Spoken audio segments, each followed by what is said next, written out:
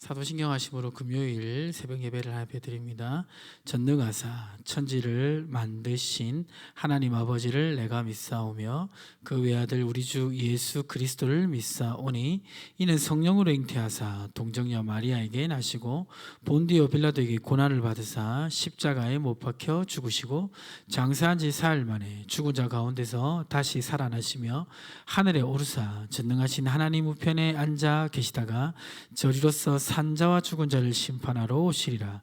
성령을 믿사오며 거룩한 공예와 성도가 서로 교통하는 것과 죄를 사하여 주시는 것과 몸이 다시 사는 것과 영원히 사는 것을 믿사옵나이다. 아멘. 찬송가 90장 찬송하겠습니다. 주 예수 내가 알기 전 날 먼저 사랑했네. 그 크신 사랑 나타나 내 영혼 거듭났네.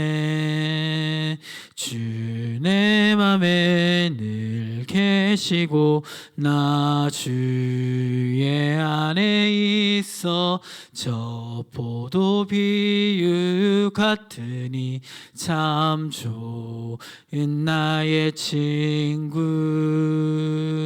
내 친구 되신 예수님 날 구원하시려고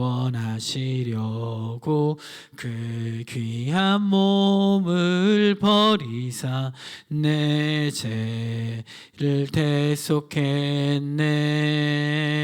나 주님을 늘 믿으며 그 손을 의지하고 내 몸과 마음을 바쳐서 끝까지 충성하리. 내 진실하신 친구여 그 은혜 내려주사 날 항상 보호하시고 내 방패 되옵소서. 그 풍성한 참 사랑을 이니 이끈을 쏘냐. 날 구원하신 예수는 참 좋은 나의 친구. 아멘. 하나님께서 우리에게 주시는 말씀은 사도행전 20장 32절 말씀입니다. 32절 말씀 제가 읽겠습니다.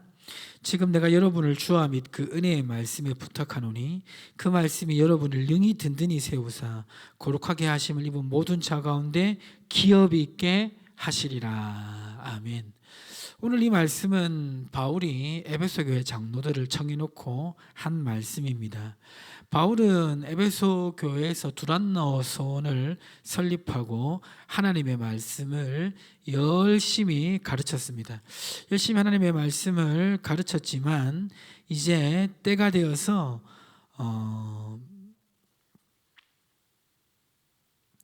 이 에베소를 떠나서 예루살렘으로 들어가야 했습니다. 예루살렘으로 들어갈 때에는 많은 어려움이 예상되고 있었습니다. 많은 핍박과 고난이 예고되어 있었습니다. 그러나 바울은 하나님의 부르심을 따라 예루살렘으로 매여서 가게 되었는데요. 그 바울의 심정이 20장 24절에 기록되어 있는데 23절 24절에 보니까 오직 성령이 각성에서 내게 증언하여 결박과 환난이 나를 기다린다 하시나 내가 달려갈 길과 주 예수께 받은 사명 곧 하나님의 은혜의 복음을 증언하는 일을 마치려 하면은 나의 생명조차 조금도 귀한 것으로 여기지 아니하노라 라고 말씀하고 있습니다. 그러니까 복음 전하러 예루살렘에 매여서 가는데 생명을 잃는다 해도 나는 그 일을 하겠다라는 말씀이죠.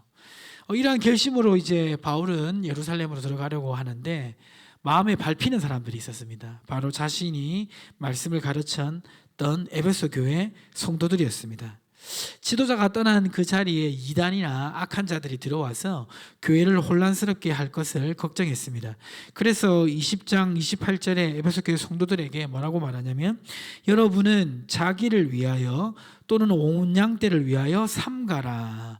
성령이 그들 가운데 여러분을 감독자로 삼고 하나님이 자기 피로 사신 교회를 보살피게 하셨느니라. 29절에 보니까 내가 떠난 후에 사나운 이리가 여러분에게 들어와서 그 양떼를 아끼지 아니하며 이리떼가 양을 물어가듯이 목동이 없을 때 양이 와서 이리가 와가지고 양을 공격하듯이 지도자인 자기가 떠나면 많은 영적 공격이 교회에 있을 것을 말합니다. 그러면서 이러한 상황에서 당부한 말씀이 바로 32절 말씀이에요. 자, 어떤 한 지도자가 한 공동체를 두고 떠날 때 어떤 권면을 해야 할까요? 또 어떤 대책을 세워놓아야 할까요? 근데 바울이 지금 에베소 교회를 떠나는 때에 한 이 말씀은 좀 아주 인상적입니다.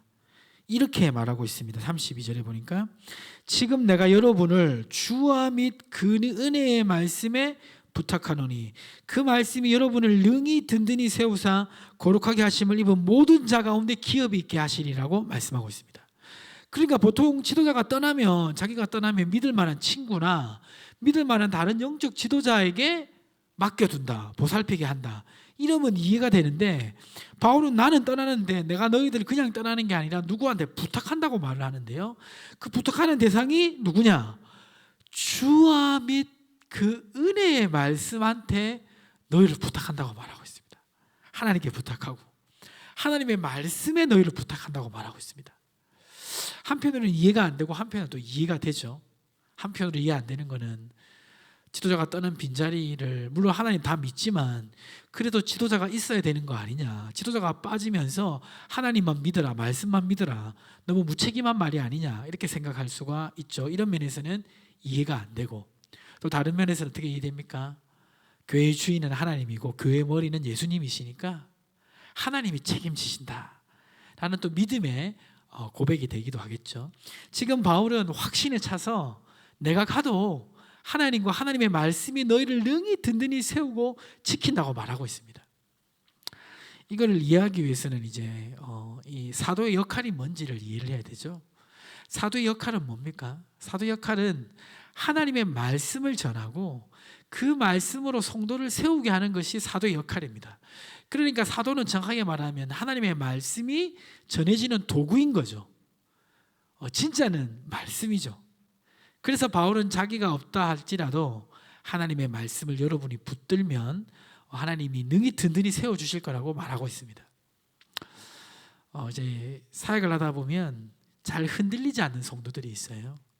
또 잘 흔들리는 성도들이 있습니다. 또 개인차와 기질의 차이도 있을 수 있는데요. 근데 중요한 시금석이 되는 영적인 이제 통찰은 뭐냐면 개인적으로 하나님의 말씀을 꾸준히 묵상하는 사람은 잘 안 흔들려요. 그러나 말씀 묵상 없이 신앙생활하고 주일 설교만 듣는 사람은 교회에 무슨 일이 있거나 목회자의 관계에 문제가 생기거나 그러면 큰 시험에 빠집니다. 그러나 개인적으로 하나님의 말씀을 붙들고 있는 사람은 견고해요. 이걸 본다면 오늘 말씀이 이해가 될 줄 믿습니다. 비록 지도자가 떠나고 믿는 사람이 사라지지만 하나님의 말씀을 붙드는 자에게 하나님은 은혜를 주실 줄 믿습니다. 세워주실 줄 믿습니다. 견고하게 하실 줄 믿습니다. 사용하실 줄 믿습니다. 이 시간 오늘 주신 말씀 기억하시며 승리하시기를 주님의 축복합니다. 오늘 주신 말씀과 화면에 기도 제목 놓고 함께 기도하겠습니다. 주여 하나님 아버지 감사합니다. 하나님 주와 그 은혜의 말씀을 의지하고 믿음으로 살아가는 우리의 인생이 될 수 있도록 하나님 은혜를 더하시고 함께 하시고 역사해 주옵소서.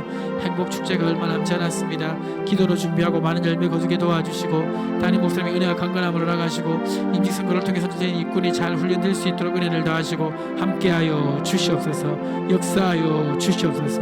은혜 베풀어 주시옵소서.